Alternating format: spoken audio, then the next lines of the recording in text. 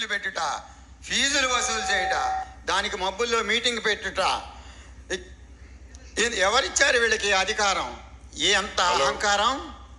వీళ్ళకి రమేష్ అని ఉన్నాడు సార్, వీళ్ళల్లో కనపడకుండా ఉంటాడు, చాప కింద నీరులాగా ఇలాంటి ఐడియాలు ఎక్కిస్తుంటాడు సార్. వెంటనే అతన్ని ప్రవేశపెట్టండి. రమేష్, రమేష్ రా. నమస్తే. నమస్తే అన్న. పెద్ద సారా? ఈయన పెద్ద సార్. నమస్తే సార్. ఏంది నమస్తే. ఏంది ఇట్లా తోలుకొచ్చిండ్రు? ఏంది మమ్మల్ని? ఏందన్నా చెప్పే? అవురా, మాకు తెలియకుండా మా లోకంలో క్లినిక్లు పెట్టుట, ఫీజులు వసూలు చేయుట, మబ్బుల్లో పెట్టి మీటింగ్. ముందు వెంటనే దాన్ని శిక్షించండి. అన్న జరాగే, నాదేముందే, చోట బతుకులు. మా అన్నున్నాడు శరత్ అన్న, శరత్ పటేల్, ఆయన ఉంటాడు, ఆయన ఏం చెప్తే అది చేయాలన్నా మేము. వెంటనే అతన్ని ప్రవేశపెట్టండి. అన్న అన్న ఒక్క నిమిషం. ఆయన దిమాగ్ మస్తు తేజ్ ఉంటది అన్న. నేను పిలుస్తానన్నా. ఆ శరత్ గారిని తోలుకురండి అన్నా. నేను ఫోన్ చేస్తానే అన్నని. హలో సారు, పటేల్ సాబ్. ఓయ్ హలో. నేను నీకు అన్నాను కాదు బే, చిత్రగుప్తుడిని. అన్నా నమస్తే అన్న. నువ్వు ఇక్కడ పాపి. ఎట్లయినా నువ్వు అన్నమైనా పెద్ద సారు అన్న.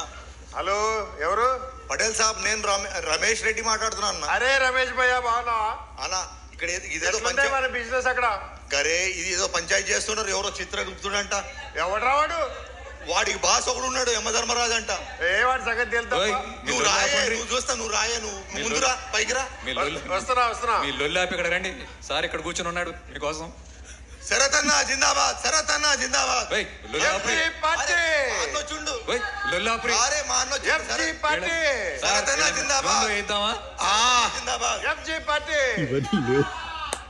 FZ party. సార్ ఇతను వరంగల్ వాసి. ఈ అంత ఖతర్నాక్ అంటే చూశారు కదా, నరకానికి వచ్చి రాగానే వరంగల్ పైన ఉన్న మబ్బులు అమ్మేస్తాను కొనుక్కో అంటున్నాడు.